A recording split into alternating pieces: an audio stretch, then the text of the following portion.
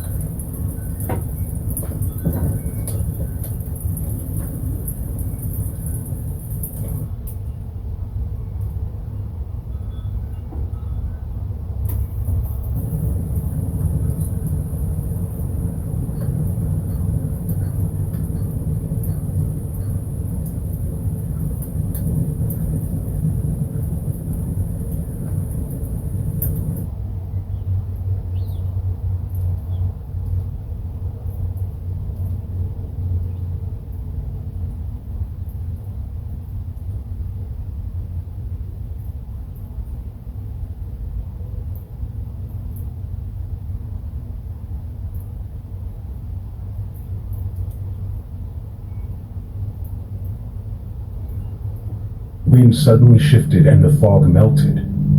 Between the piers, the strange schooner leapt from wave to wave as it rushed with headlong speed into the harbor. The vessel drove up onto the sand and the top hammer came crashing down. A shudder ran through all who watched as it came to view. Lashed to the helm was a corpse, head drooping and swinging to and fro with each motion of the ship. No other form could be seen on the deck. The ship, as if by miracle, had found the harbor at the hand of a dead man. Suddenly, an immense dog sprang up on deck from below and jumped to the sand. Making straight for the steep cliff, it disappeared in the darkness. The Coast Guard on the eastern side of the harbor was the first to climb aboard. By the courtesy of the chief boatman, I was permitted to climb on deck. As the Coast Guard arrived at the wheel, he recoiled. The man was fastened by his hands, tied one over the other to a spoke of the wheel. Between the inner hand and the wood was a crucifix, the set of beads wrapped around both wrists and the wheel. The Coast Guard suggested the man tied up his own hands, fastening the knots with his teeth. A doctor declared that he had been dead for at least 2 days. In the man's pocket was a bottle, carefully corked, empty save for a little roll of paper. The haphazard writing made it seem as though the captain had experienced some kind of mania that only became more persistent throughout the voyage. Log of the Demeter, Varna de Whitby. Written 18 July. Things so strange happening that I shall keep accurate note henceforth till we land. On 6 July, we finished taking in cargo, silver sand and boxes of earth. At noon, set sail. East wind, fresh. Crew, 5 hands. 2 mates, cook, and myself, captain. On 11 July, at dawn, entered Bosphorus, boarded by Turkish customs officers. Bakshish, all correct. Underway at 4 p.m.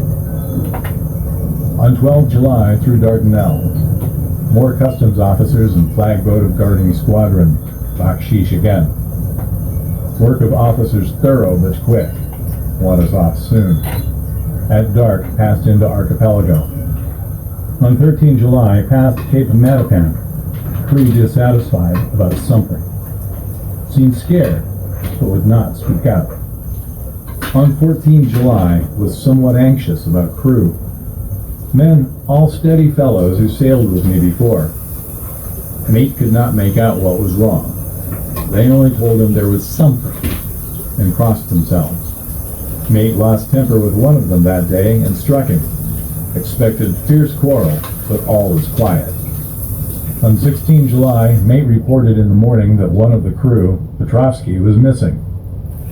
Could not account for it. Took larboard watch 8 bells last night. Was relieved by Amramov, but did not go to bunk. Men more downcast than ever. All said they expected something of the kind, but would not say more than there was something aboard. Mate getting very impatient with them. Feared some trouble ahead. On 17 July, yesterday, one of the men, Olgarin, came to my cabin and in an awestruck way confided to me that he thought there was a strange man aboard the ship.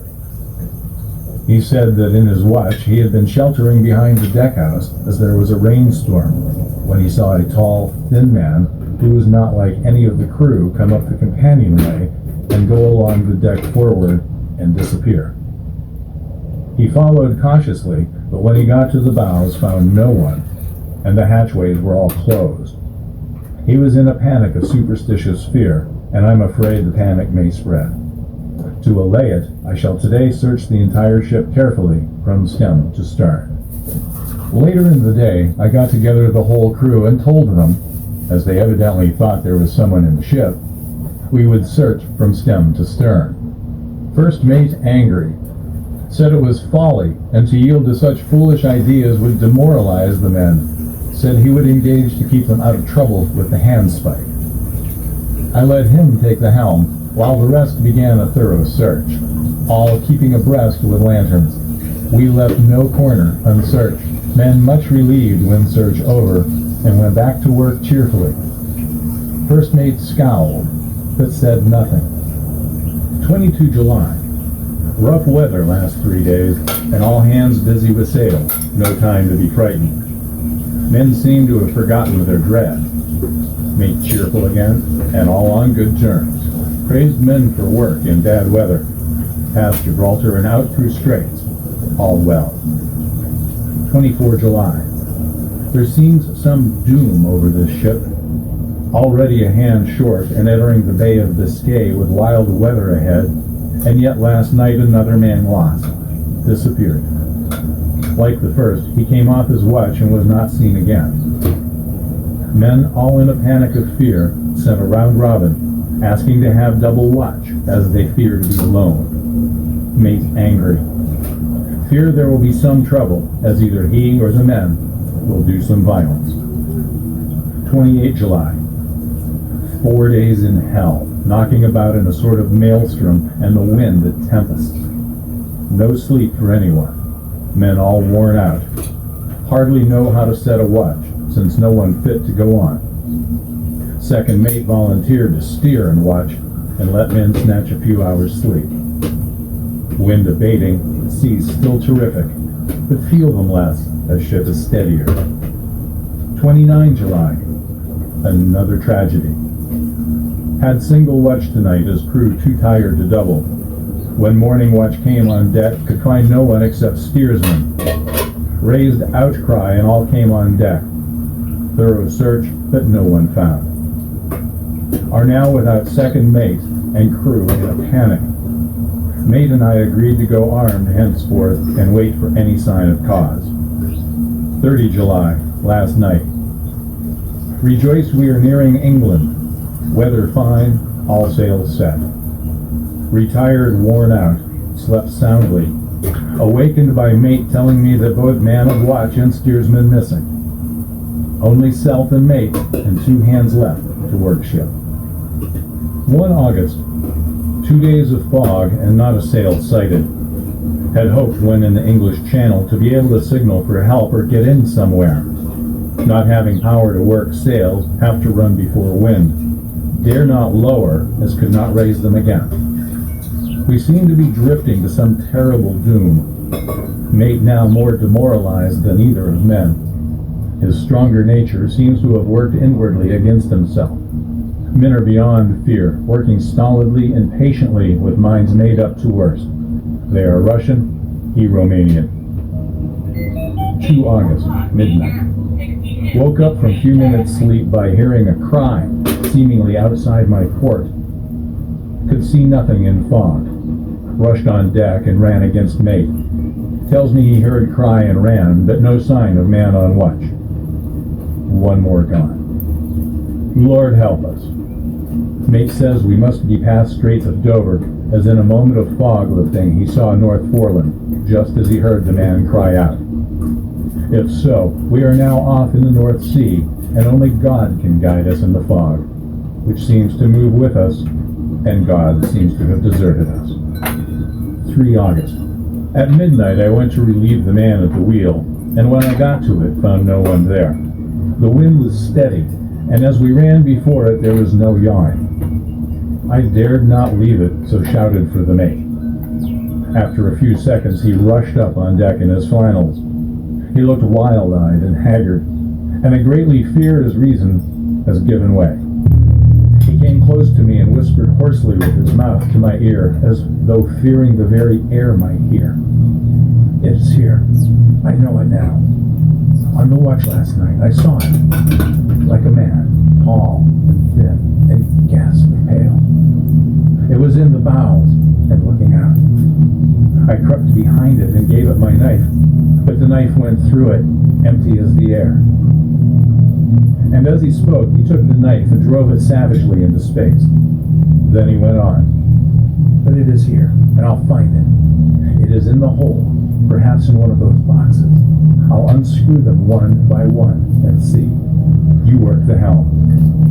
And with a warning look and his finger on his lip, he went below. There was springing up a choppy wind, and I could not leave the helm. I saw him come out on deck again with a tool chest and lantern and go down the forward hatchway. He last night, I saw him, like a man, tall and thin and ghastly pale. It was in the bows and looking out. I crept behind it and gave it my knife, but the knife went through it, empty as the air. And as he spoke, he took the knife and drove it savagely into space.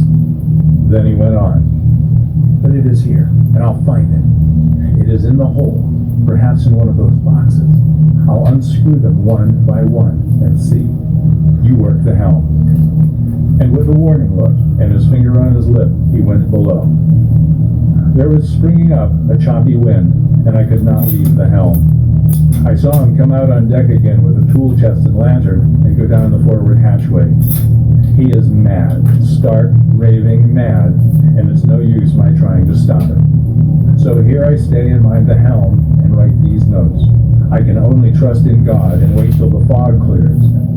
Then, if I can't steer to any harbor with the wind that is, I shall cut down sails and lie by and signal for help. It is nearly over now. Just as I was beginning to hope that the mate would come out calmer, for I heard him knocking away at something in the hold, and work is good for him, there came up the hatchway a sudden, startled scream which made my blood run cold. And up the deck he came, as if shot from a gun, a raging madman with his eyes rolling and his face convulsed with fear. "Save me! Save me!" he cried, and then looked around on the blanket of fog. His horror turned to despair, and in a steady voice he said, "You had better come to, Captain, before it is too late. He's there. I know the secret now. The sea will save me from him, and it's all that is left." Before I could say a word or move forward to seize him, he sprang on the bulwark and deliberately threw himself into the sea. I suppose I know the secret too now. It was this madman who had got rid of the men one by one, and now he has followed them himself. God help me. How am I to account for all these horrors when I get to port? Will that ever be? 4 August. Still fog, which the sunrise cannot pierce. I know there is sunrise because I'm a sailor. Why else I know not. I dared not go below. I dared not leave the helm. So here, all night I stayed, and in the dimness of the night I saw him. God forgive me, but the mate was right to jump overboard. It was better to die like a man. To die like a sailor in blue water, no man can object. But I'm captain, and I must not leave my ship. But I shall baffle this fiend or monster, for I shall tie my hands to the wheel when my strength begins to fail, and along with them I shall tie that which it, dare not touch. And then, come good wind or foul, I shall save my soul and my honor as captain. I am growing weaker, and the night is coming on. If he can look me in the face again, I may not have time to act. If we are wrecked, mayhap this bottle may be found, and those who find it may understand. If not, well then all men shall know that I have been true to my trust. God and the Blessed Virgin and the saints help a poor, ignorant soul trying to do his duty.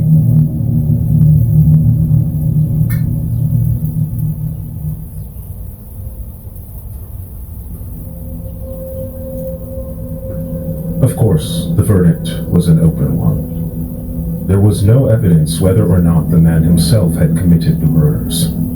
The town held almost universally that the captain was simply a hero, and a public funeral was arranged. Every boat in the harbor seemed to be there, and the coffin was carried by captains all the way up to the churchyard. One morning, a large mastiff belonging to a coal merchant nearby was found dead in the roadway. Its throat was torn away, and its belly was slit open as if by savage claws. A good deal of interest was abroad concerning the great dog which landed when the ship struck, but no trace was ever found of the creature. It had become yet another mystery of the sea.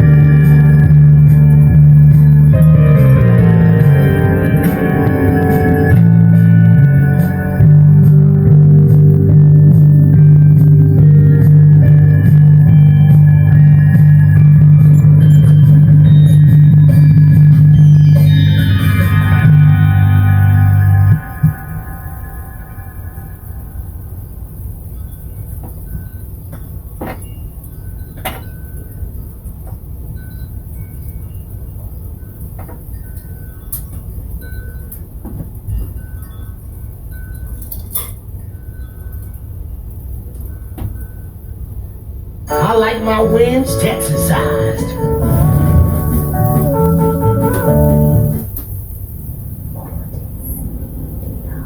Good evening all, and welcome. Tonight I have a creepy collection of haunted house stories for you to listen to, so buckle up. But before we dive in, I'd like to give a quick shout out to my friend Lost Treasures, who just released a fascinating video about a lost treasure that left many of those involved deceased after being in contact with it. It's a really fascinating story, and if you like treasure hunting, it might be right up your alley. I'm going to leave a link at the end of the video and the top of the description, but for now it's time to get comfortable and let the darkness take control. A major chunk of the population in my birth country believed in the paranormal and black magic, which is why it is believed that a large amount of ghosts and evil spirits reside there, because they are attracted to the community who believe in them and uses them. When I was around 6 years old, my family decided to rent a house to live in for a few months because of the renovations being done to our actual house. When my parents checked out the house, they found it odd. They just had a weird feeling about it, but they decided to rent it. When my dad received the keys, he looked around the house and locked all the doors and windows before he took me and my brother to see it. But when he went outside, he saw the balcony door on the top floor wide open and swinging in the wind. He thought, weird, but maybe he just forgot to close it, so we went back in and closed it. A few days later, my parents took me and my brother to go check it out and pick out our rooms. We went around and played in the room connected to the aforementioned balcony. While we played, we heard the doors shut and the balcony doors open. We tried opening the doors, but it was locked through the balcony doors that were closed before are wide open. We yelled to our mum to help us, and she rushed to the room and opened the door with her keys.